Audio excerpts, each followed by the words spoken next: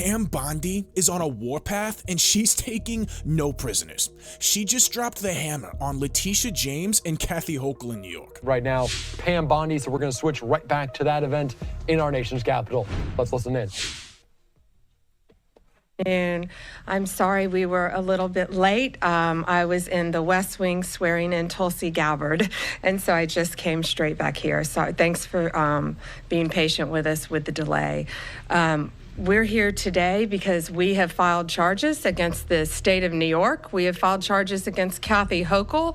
We have filed charges against Letitia James and Mark Schroeder, who is with DMV. This is a new DOJ, and we are taking steps to protect Americans, American citizens, and angel moms, like the mom standing right behind me, who you're going to hear from in a moment.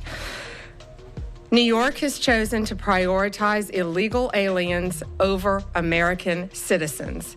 It stops today.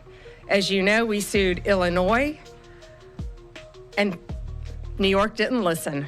So now you're next. What do you guys think, man? Are they throwing us a bone, or is this just the start? Is there a lot more coming down the pipe? I think with the crew that we've got in our executive branch right now, they're not playing games. This is just the start. But I'm interested to see what you guys think and where you guys think this is going. Pam Bondi has filed a new lawsuit against the state of New York, Governor Kathy Hochul, Attorney General Letitia James, and DMV Chief Mark Schroeder for their decision to prioritize illegal aliens over American citizens. This comes after Pam Bondi filed a lawsuit against the state of Illinois, Cook County, and the city of Chicago over their sanctuary city laws. Bondi has also ordered the DOJ to stop all federal funding of sanctuary cities, as well as the prosecution of any jurisdiction impeding immigration enforcement. Hey guys, if you like the content, do me a favor and like and subscribe and maybe share the video. It's a free way to help the channel grow. As a small channel, it's really hard to get my videos out there in the algorithm. I appreciate you guys. I take this obligation freely. No sooner was Pam Bondi sworn in as the Attorney General Wednesday that she ordered a freeze on federal funds that will impact all sanctuary cities. Bondi said it takes effect immediately. This happened as well back in 2017. Then, in President Trump's first term, he also ordered a federal freeze for sanctuary cities. A lawsuit was settled in Chicago's favor, but it took several years to resolve. This was Governor Pritzker a few weeks ago. It's just a question of whether Donald Trump is going to stand in the way. There will be lawsuits if he does. We certainly know that the federal government owes us that money now. The Department of Transportation has a new method to prioritize grant money. They were going to base their grant program based on birth and marriage rates, which sounds almost like a policy you would have heard about in China. I think Illinois is in the 40s somewhere, so obviously that would affect us. Financial incentives to increase birth rates in a country where birth rates are collapsing is somehow akin to a dictatorship like China? What kind of false equivalency is that? And it's crazy how these Democrats are willing to just lie to our face. I mean, the double standard is palpable. Look at this. Federal aid per capita. Out of the top 10 states that receive federal aid, all of them, 9 out of the 10, are blue states. Connecticut, Massachusetts, New Jersey, New York, Washington, California. Wyoming is the only red state in there. And part of that is because of, one, how low the population is, and also, two, the major disparity. Wyoming is has one of the largest wealth gaps in our entire country. It's wild how it works out there in Wyoming. New Hampshire, Maryland, Colorado. And it's right in our face, man. You search top 10 federal aid per capita states. It's right there by wisevoter.com, the first result. Millions of illegal aliens with violent records have flooded into our communities, bringing and potent drugs with them. With me today, I'm so proud to be joined by Tammy Nobles. Tammy is an angel mom. Her beautiful daughter, Kayla Hamilton, was offed by an MS-13 member in 2022. Kayla had just turned 20 years old. And she was assaulted and offed by someone who should not have been in our country.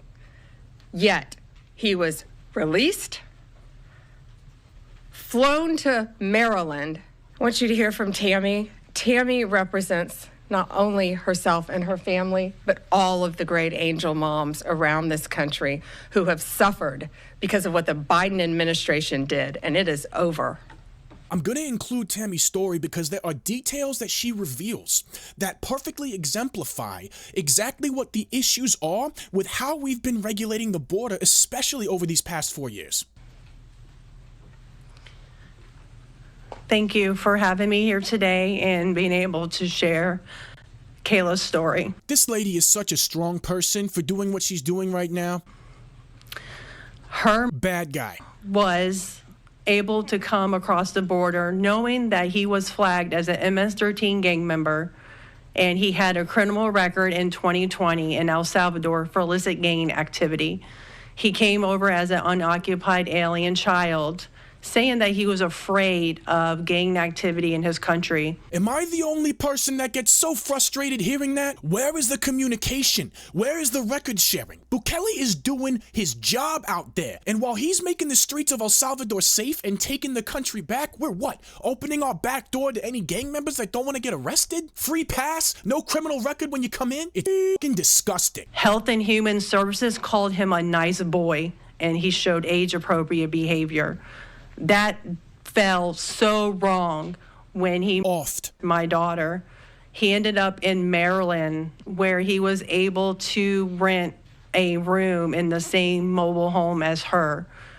We thought it was a legit company that were renting out these rooms, but it turned out that it was another illegal immigrant who owned these mobile homes, and he knew Walter from El Salvador. Are you guys hearing what I'm hearing? Absolutely no regard for our citizens' safety.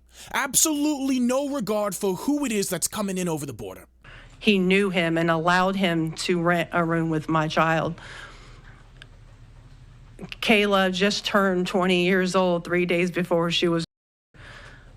Her was only living there for 5 days before he viciously her and left her on the floor like trash and robbed her of $6.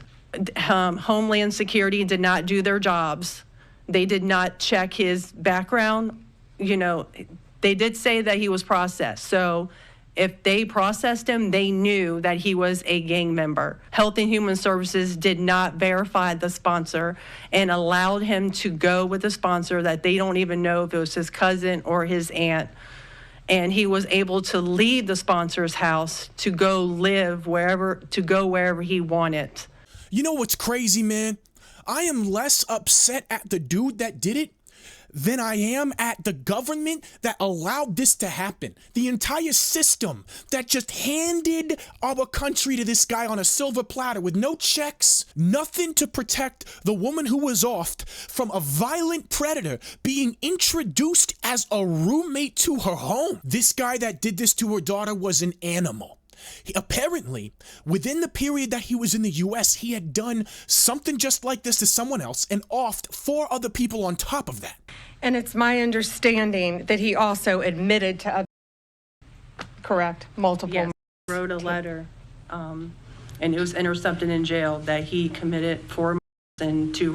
No other parent should suffer by having their child by somebody that shouldn't be here.